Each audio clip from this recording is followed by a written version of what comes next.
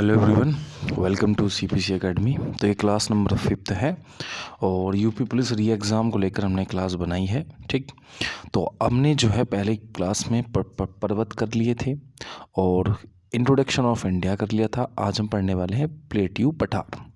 देखो, अगर मैं पठार से बात करूँ तो सबसे ऊंचाई पर होते हैं पर्वत, है ना। उसके बाद होता है पठार। पठार ऐसा होता है कि भाई जिसका ढाल तो हो तिरछा, लेकिन शीर्ष जो है कि मेज के आकार का हो, वो क्या कहलाता है? आपका पठार कहलाता है। सिंपल से भाषा में मतलब पठार कैसे होते हैं भैया? शीर्ष कैसा हो, मेज के आकार को, मतलब इस तरीके से आपका दिखाई दे, ठीक है। और ये सब कहलाते हैं आपके पठार। पर्वत जैसा ही आपका होता है, लेकिन इसका शीर्ष आपका, ठीक है, मतलब इसका क्या होता है कि पर्वत मेज के आकार का होता है, तो आपका पठार कहलाता है। पठार से आपको दो चीज़ आपको याद रखनी है, इम्पोर्टेंट जो मैं आपको बताने वाला हूँ। ज़्यादा कुछ आपको याद नहीं रखना। पहली चीज़ तो आपको याद रखनी है कि जो पठार है वो द्वितीय श्रेणी का उच्चावच है। उच्चावच मतलब कौन से नंबर पे आता है ऊंचाई पर? तो दूसरे नंबर पे आता है पठार। पहले पर भाई, पहले पर क्या आता है? तो पहले पे आता है पर्वत, दूसरे पे आता है पठार। एक बात तो याद रखनी है। दूसरा क्वेश्चन आपके एग्जाम में पठार से मिलता है कि भाई जो पठार है वो भारत का सबसे बड़ा पठार कौन सा है? तो देखो, भारत का सबसे बड़ा जो पठार है वो हमेशा ध्यान रखना कि भारत का सबसे बड़ा पठार है दक्कन का पठार। कौन सा है? दक्कन का पठार। दक्कन का पठार, ये जो पठार है ये वाला दक्षिण वाला, क्योंकि भारतीय दक्षिण भारत को प्रायद्वीपीय पठार कहते हैं, क्योंकि पूरा हिस्सा जो है पठारों से घिरा हुआ है। तो भारत का सबसे बड़ा जो पठार है वो कौन सा है? दक्कन का पठार है। तीसरा क्वेश्चन जो आपको याद रखना है वो ये रखना है कि भारत का सबसे ऊंचा पठार कौन सा है? भारत का सबसे ऊंचा पठार कौन सा है? तो भैया वो याद रखना है आपको। कौन सा पठार? लद्दाख का पठार। कि भाई भारत का सबसे ऊंचा पठार है लद्दाख का पठार। तीसरी चीज़ आपको ये याद रखनी है यूपी पुलिस के हिसाब से। चौथी चीज़ आपको याद रखनी है कि किसे मध्य प्रदेश में, एमपी में अन्न का भंडार कहते हैं? किसे मध्य प्रदेश में अन्न का भंडार कहते हैं? किस पठार को? तो भाई वो याद रखना है मालवा का पठार। मालवा का पठार, कि जो मालवा का पठार है उसे आपका मध्य प्रदेश में अन्न का भंडार कहते हैं। बस ये चार चीज़ जो आपको याद रखनी है पठार से, बाकी कुछ चीज़ याद नहीं रखनी। ठीक, चलो अब ये पठार पूरा हो गया, हम चलते हैं आगे और बहुत अच्छे तरीके से हम पढ़ने वाले हैं। अब जहाँ नदियाँ पढ़ेंगे हम। क्या पढ़ेंगे जी? नदियाँ। नदियों को जो हम दो तरीक़ों से हम करने वाले हैं। पहला, हम वीडियो के थ्योरी, मतलब क्या क्या थ्योरी हैं, वीडियो के माध्यम से देखेंगे। और इसकी वीडियो बन सकती हैं आपकी 1, 2 या 3 वीडियो हो सकती हैं। पूरा डिटेल पढ़ने वाले हैं, क्योंकि यूपी पुलिस में जो होगा नदियों से क्वेश्चन आएगा ही आएगा। फिर उसके बाद जितने भी हम, जब थ्योरी कंप्लीट हो जाएगी तो जितने भी इंपॉर्टेंट क्वेश्चन होंगे उनको हम करेंगे। पहले में थ्योरी कंप्लीट करेंगे और दूसरे में जितने भी इंपॉर्टेंट क्वेश्चन होंगे वो सारे कवर करने वाले हैं। ठीक है, चलो भैया, सबसे पहले देखो। अब देखो, जो नदियाँ पढ़ने से पहले हमें दो चीज़ याद रखनी है। सबसे पहली चीज़ तो एक शब्द याद रखना है एस्चुरी, और एक याद रखना है डेल्टा। देखो, भारत में जितनी भी नदियाँ हैं, ये दक्षिणी भारत है और इधर पड़ती है बंगाल की खाड़ी। बंगाल की खाड़ी, ठीक, और इधर पड़ता है अरब सागर। तो भारत में चाहे उत्तर भारत की नदियाँ हों चाहे दक्षिणी भारत की नदियाँ, तो भाई सारी नदियाँ जो हैं या तो बंगाल की खाड़ी में अपना पानी गिराएंगी, सिंपल सी बात है, या अरब सागर में आपका गिराएंगी। अब बात ये आपको याद रखनी है कि जो नदी बंगाल की खाड़ी में अपना पानी गिराती है वो बनाती है डेल्टा। क्या बनाती है? डेल्टा। और जो नदी जो है अपना पानी अरब सागर में गिराती है तो वो बनाती है एस्चुरी। ठीक है, क्या बनाती है? एस्चुरी। अब देखो डेल्टा कैसे बनता है। तो देखो, जब भी नदियाँ आएंगी पहाड़ों से बहती हुई तो वो अपने साथ क्या लेके आती हैं? कंकड़ पत्थर लेके आती हैं, ठीक है। और जब वो प्लेन क्षेत्र में आती है तो उसको छोड़ देते हैं, तो उस मिट्टी वाले आकार को ही बोला जाता है डेल्टा। और अरब सागर में क्या है भैया? जब नदियों का पानी जो है साफ पानी खारे पानी से मिलता है तो बनाता है एस्चुरी।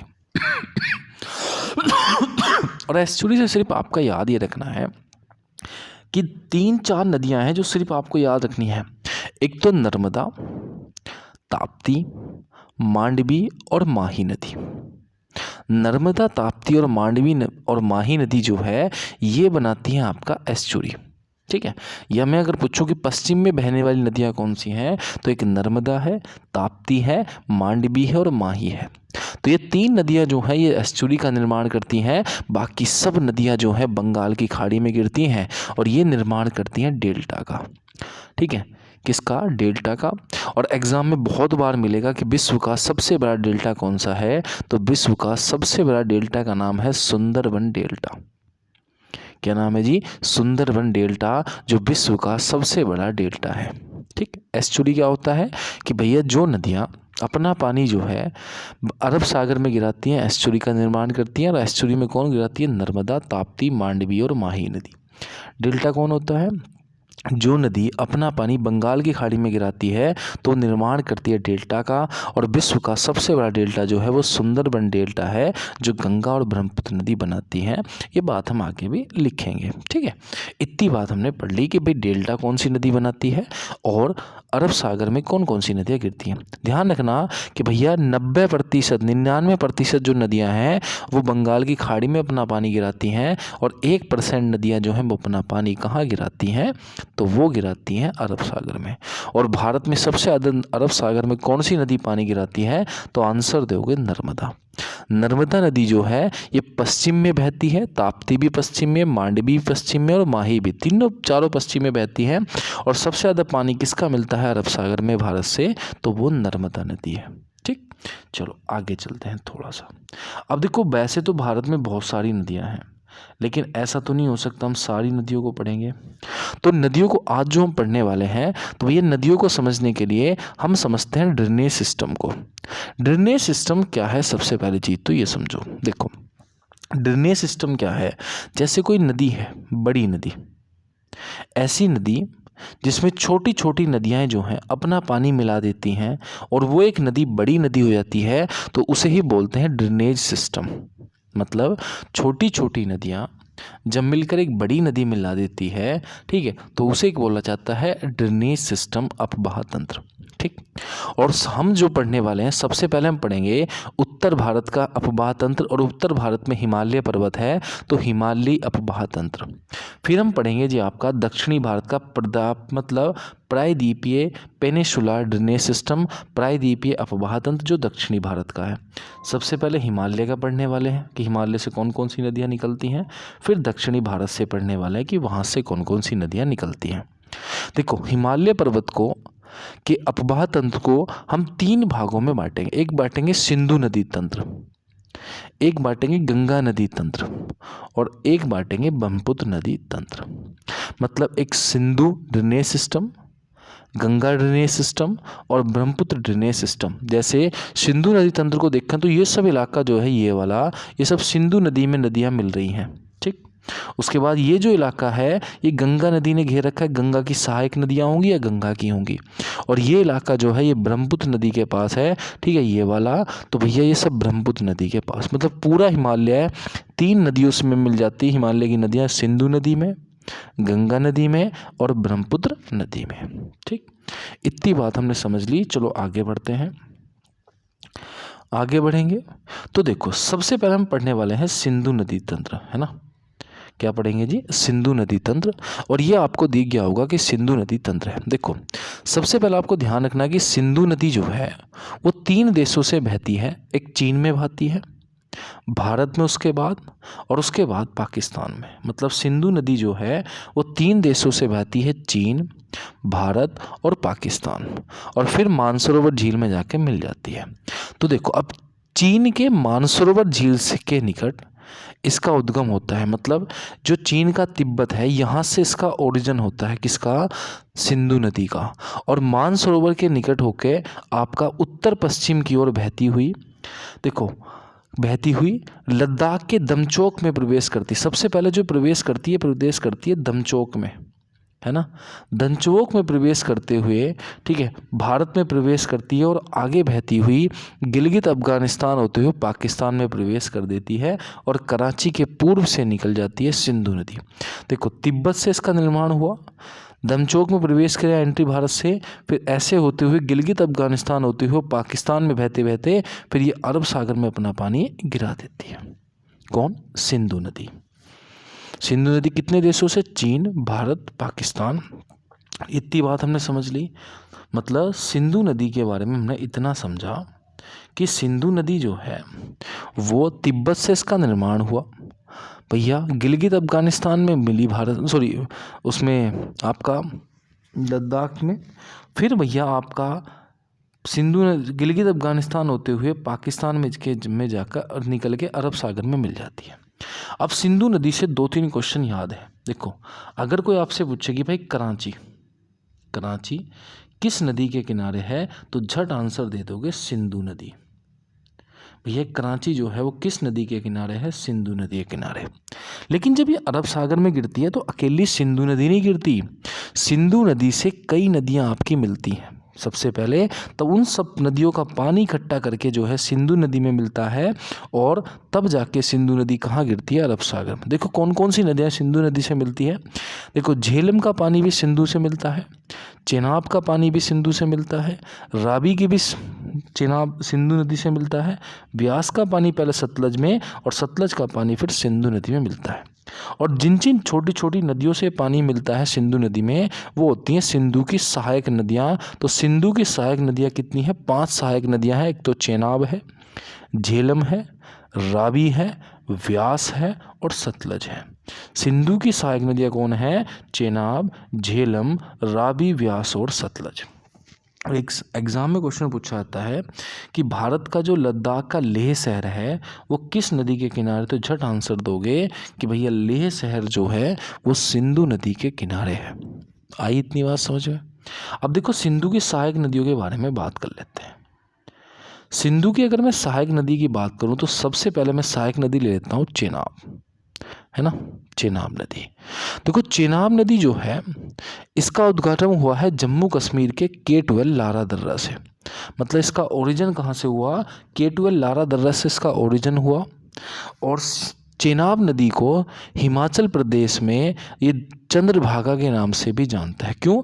ये 2 नदियों से मिलकर बनी है, चंद्र और भागा से, इसलिए हिमाचल प्रदेश में चेनाब नदी को किस नाम से जानते हैं? चेनाब को चंद्रभागा के नाम से। और सिंधु की सबसे बड़ी सहायक नदी कौन सी है? तो सिंधु की सबसे बड़ी सहायक नदी है चेनाब। क्यों? बाकी जितनी भी नदियां हैं वो सब अपना पानी किस में मिलाएंगी? तो वो सब मिलाएंगी चेनाब नदी में। किस में मिलाएंगी? चेनाब नदी में मिलाएंगी। और चेनाब नदी फिर जाके मिल जाती है आपकी किससे? आपका सिंधु नदी से। तो देखो सिंधु की सबसे बड़ी सहायक नदी चेनाब नदी। कहाँ से इसका उद्गम हुआ? K12 लारा दर्रा से। हिमाचल प्रदेश में इसे चंद्रभागा के नाम से, क्योंकि चंद्र और भागा 2 नदियों से मिलकर बनी है आपकी कौन सी? चेनाब नदी। ठीक। उसके बाद अगला हमने लिया, अगली नदी आई झेलम नदी। अब देखो चेनाब पढ़ ली, झेलम। देखो झेलम की बात करूं तो जम्मू कश्मीर में एक जगह पड़ती है वैरीनाग। तो वैरीनाग से हुआ है झेलम का ओरिजिन। और ये नदी जो है 170 किलोमीटर तक भारत और पाकिस्तान की सीमा बनाती है। और पाकिस्तान के में जाकर झंग के निकट किससे मिल गई? चेनाब में। कौन? झेलम नदी। और एग्जाम में पूछा जाता है कि श्रीनगर किस नदी के किनारे है? तो झट आंसर दोगे झेलम। उसके बाद करता हूँ रावी। देखो रावी नदी जो है इसका उद्गम हुआ है रोहतांग दर्रे से। कहाँ हुआ है? रोहतांग दर्रे से रावी नदी निकली और पंजाब में बहते हुए ये भी झंग में जाकर किससे मिल गई? चेनाब से। तो चेनाब ने भैया 3 नदियों का तो पानी इकट्ठा कर लिया, अपनी का, झेलम का, रावी का और ब्यास का। चलो आगे बढ़ते हैं। अब जब आगे बढ़े हम तो अब हम पहुँचे सतलज नदी पर। देखो सतलज नदी की उत्पत्ति हुई है कहाँ से? राक्षस ताल से। तिब्बत के राक्षस ताल से इसकी उत्पत्ति हुई। और सिंधु नदी के समानांतर बहते बहते बहते बहते ये जो है पाकिस्तान के बहागलपुर में जाकर जो है आपकी मिल जाती है किससे? चेनाब नदी से। लेकिन चेनाब नदी से मिलने से पहले ब्यास नदी का पानी मिलता है किस में मिलता है? सतलज में मिलता है। तो ब्यास नदी इसमें आके मिल जाती है। तो ब्यास नदी की बात करें तो ब्यास नदी का भी ओरिजिन देखो रावी के पास है, तो रोहतांग दर्रे से हुआ है। और ये हरिके नामक स्थान पर जाकर किससे मिल जाती है? आपकी किससे मिल जाती है? सतलज नदी से मिल जाती है। ठीक।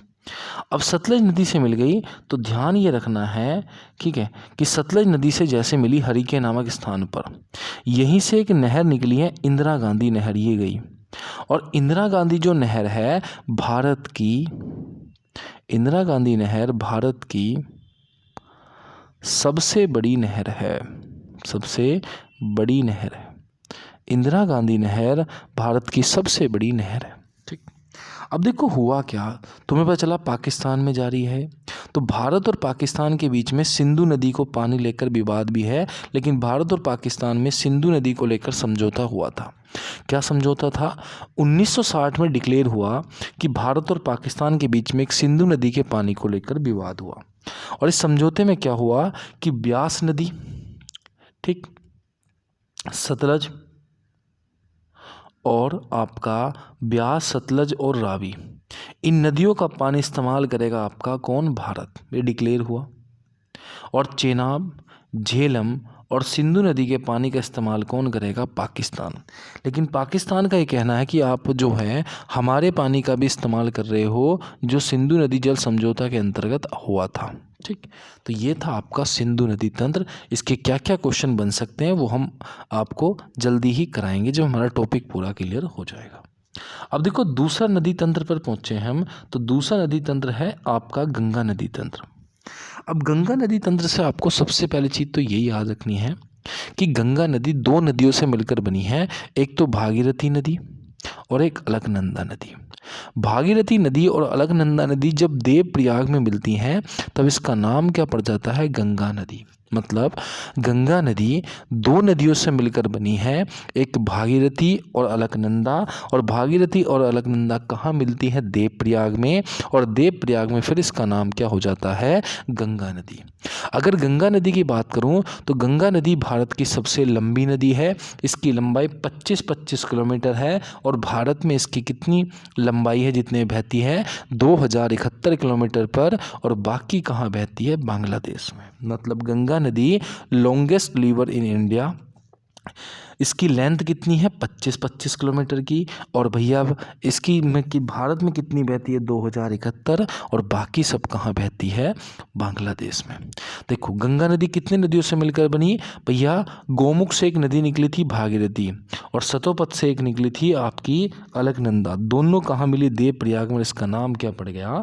गंगा पड़ गया। ठीक, अब देखो गंगा की बात करें, लेकिन जो ये अलकनंदा और मंदाकिनी मिल तो गई, लेकिन मिलने से पहले अलकनंदा में भी कुछ नदी मिली। देखो एक नदी निकली पिंडार नदी, पिंडार नदी मिली अलकनंदा में कर्णप्रयाग में। फिर निकली मंदाकिनी नदी, और मंदाकिनी नदी कहाँ मिली? रुद्रप्रयाग में। फिर आपका आगे जाके मिली अलकनंदा में देवप्रयाग में भागीरथी। तो भैया ये सब मिलकर क्या कहलाई? गंगा नदी। तो अगर कोई आपसे पूछे कि भाई अलकनंदा की दो सहायक नदी का नाम बताओ, तो अलकनंदा की सहायक नदी है पिंडार नदी, और दूसरी है मंदाकिनी नदी। पिंडार नदी मिली थी कर्णप्रयाग में, और मंदाकिनी नदी मिली रुद्रप्रयाग में। ठीक, और सबसे पहली चीज़ अगर पूछे कि पिंडार और मंदाकिनी किसकी सहायक नदी है? अलकनंदा की। और गंगा नदी किन की नदियों से मिलकर ही? भागीरथी और अलकनंदा के नाम से। कहाँ मिली थी? देवप्रयाग। अब देखो गंगा नदी के बारे में थोड़ा सा तो हम कर लेते हैं बात, है ना। तो बात क्या करनी है? देखो गंगा नदी सबसे पहले जाती है उत्तराखंड, ठीक है। उत्तराखंड से ये बात पहुंची उत्तर प्रदेश में, उत्तर प्रदेश के बाद बिहार, और बिहार के बाद पश्चिम बंगाल, और पश्चिम बंगाल में गंगा नदी दो धाराओं में बढ़ गई, एक चलेगी बांग्लादेश और एक चलेगी हुगली, ठीक है। और पूछा जाता है कि कोलकाता किस नदी के किनारे है? तो हुगली नदी। मतलब गंगा नदी पहले उत्तराखंड, उत्तराखंड से उत्तर प्रदेश, उत्तर प्रदेश से बिहार, और बिहार से आपका पश्चिम बंगाल, पश्चिम बंगाल में एक चली गई आपकी बांग्लादेश में, और एक चली गई आपकी हुगली को, ठीक है। इतनी बात आपको ध्यान रखनी है। चलो उसके बाद अगर मैं बात करूं, इतनी बात हमने बात कर ली। अब जो ये बांग्लादेश में गई गंगा नदी, तो बांग्लादेश में गंगा नदी को जानते हैं पद्मा के नाम से। एग्जाम में बहुत बार आपको मिलेगा कि गंगा नदी को बांग्लादेश में किस नाम से जाना जाता है, तो झट आंसर दोगे कि भैया पद्मा के नाम से जाना जाता है। और जब ये पद्मा ब्रह्मपुत्र नदी, जिसे बांग्लादेश में जानते हैं जमुना, जब ये दोनों नदी मिलती हैं पद्मा और जमुना, तो इसका नाम पड़ जाता है मेघना। क्या बन जाता है? मेघना। क्या आपको इतनी बात ध्यान रखनी है कि गंगा नदी पहले उत्तराखंड, उत्तराखंड से उत्तर प्रदेश, फिर बिहार, बिहार से पश्चिम बंगाल, पश्चिम बंगाल से भैया दो नदियों में बट गई, एक बांग्लादेश चली गई, एक हुगली फरक्का बैराज से। और हुगली नदी के किनारे कौन सा है? कोलकाता शहर आपका हुगली नदी के किनारे है। ठीक, चलो अब देखो गंगा नदी से हम दो तीन चीज़ें याद रखनी है गंगा की सहायक नदियों के बारे में। देखो गंगा की वैसे बहुत सारी सहायक नदियां हैं क्योंकि भैया सब कुछ मिल रही हैं। जैसे कि यमुना आपकी गंगा की सहायक नदी है। ठीक, उसके बाद आपका अगर बात करें तो कोसी भी गंगा नदी की सहायक नदी है। सोन गंगा की सहायक नदी है। गोमती जिसके किनारे लखनऊ है ये भी गंगा नदी की सहायक नदी है। दामोदर भी गंगा की सहायक नदी है। घाघरा या सरयू भी जिसके अयोध्या किनारे स्थित है, सरयू ये भी गंगा नदी के किनारे स्थित है। गंडक गंगा नदी के किनारे स्थित है। और रामगंगा भी गंगा की सहायक नदी है। सबसे पहले हम पढ़ने वाले हैं यमुना नदी। देखो गंगा की सबसे बड़ी सहायक नदी कौन सी है? यमुना। कौन सी है? यमुना।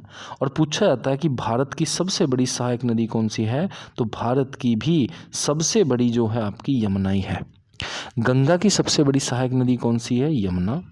और भारत की भी सबसे बड़ी सहायक नदी कौन सी है? तो यमुना है। अब यमुना से पूछा जाता है कि भाई यमुना का उद्गम कहाँ से हुआ? तो यमुना का हुआ है उत्तराखंड की बंदरपूर चोटी से। कहाँ से हुआ है? उत्तराखंड की बंदरपूर चोटी से यमुना नदी का उद्गम हुआ।